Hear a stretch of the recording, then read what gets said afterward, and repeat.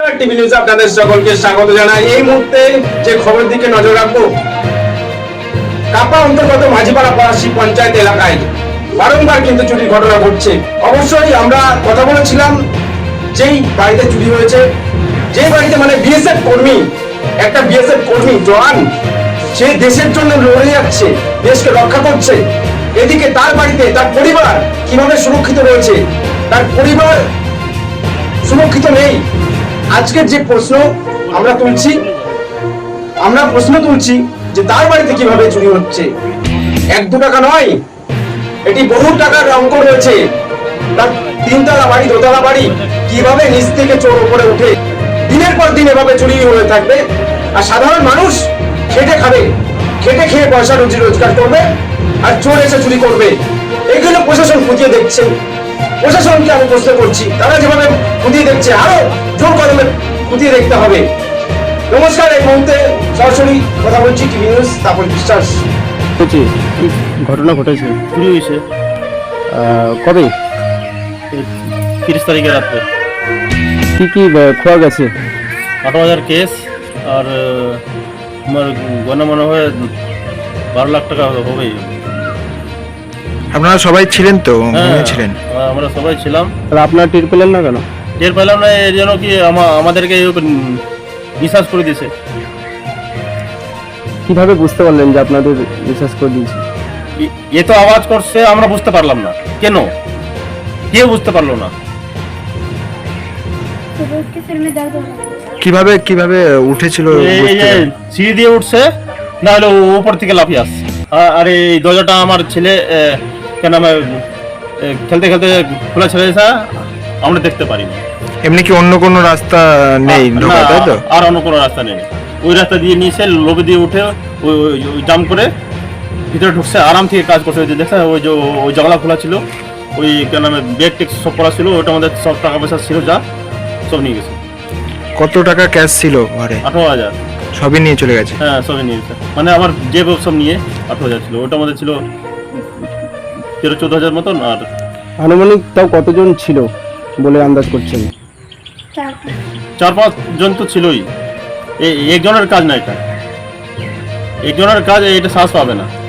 আচ্ছা, আপনারা তো ঘরে ছিলেন, চপ্পলে আওয়াজ পাননি? না, চপ্পল পরে নাই ও।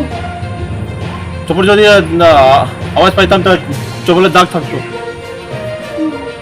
ঠিক আছে। তাও আপনারা কত রাত পর্যন্ত জেগেছিলেন? আমরা 12টা পর্যন্ত জায়গায় ছিলাম। হ্যাঁ, তাই? এটা 2টা থেকে 4টা পর্যন্ত হয়েছে। ওর মধ্যে হয়েছে, তাই তো? Between 2 AM to 4 AM। আপনারা কি লোকাল থানায় জানিয়েছেন? হ্যাঁ, লোকাল থানার FIR। কোন থানা? জেটিয়া থানা। আমার কি আশ্বাস দিল?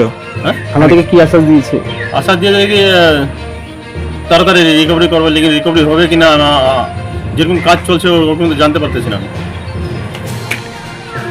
বলছে কি আমি সব ট্র্যাকিং করছি, কি করছে ওরা আমি বুঝতে পারছি। এখানে কি আশেপাশে সিসিটিভি ক্যামেরা নেই? এই আশেপাশে নাই না, এই জন্য তো এই কাণ্ডটা হয়েছে। কতটা দুঃখ প্রকাশ করছেন দাদা? অনেক দুঃখ।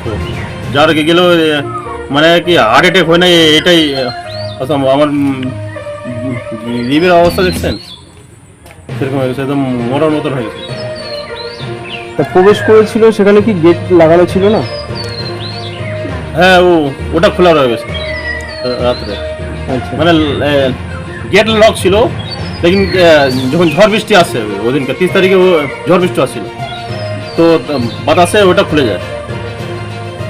তারপর ওখান থেকে চোর প্রবেশ করে। তখন ওই টার্গেট, লেকিন এই এলাকায় এত রাত্রে লোক মানুষ কেন ঘুরবে? মানে ঘুরলে ওটাকে পুলিশকে কেন বারণ করছে না? पुलिस किसी जन वास्ते जानो भाई, इस एरिया में 10 बजे के बाद आउट ऑफ बाउंड है। 10 बजे के बाद कोई मूवमेंट नहीं होना चाहिए। नहीं, किसी भी आदमी का किसी प्रकार का क्या नाम है एक्सेप्टेड इमरजेंसी नहीं। প্রশাসন কি জানাচ্ছেন যে তারা দলদারি করে? দলদারি মানে তারা কি চেকিং করছে না রাতে?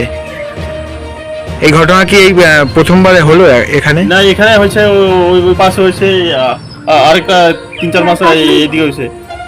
মানে এখানটায় তাহলে চুরির ঘটনা ঘটেই যাচ্ছে, আস্তে আস্তে বাড়ছে। হ্যাঁ, এখানে কেমন আতঙ্কে রয়েছেন আপনারা? হ্যাঁ কেমন আতঙ্কে রয়েছেন? অনেক আতঙ্কে, মানে এরকম এরকম ফিলিং করছে কি আজকে চলে যায় শালা এখান থেকে। আপনার নাম? मेरा नाम ब्रिज किशोर शाह है, এই এলাকার নাম? पलासी रामकृष्ण कॉलोनी।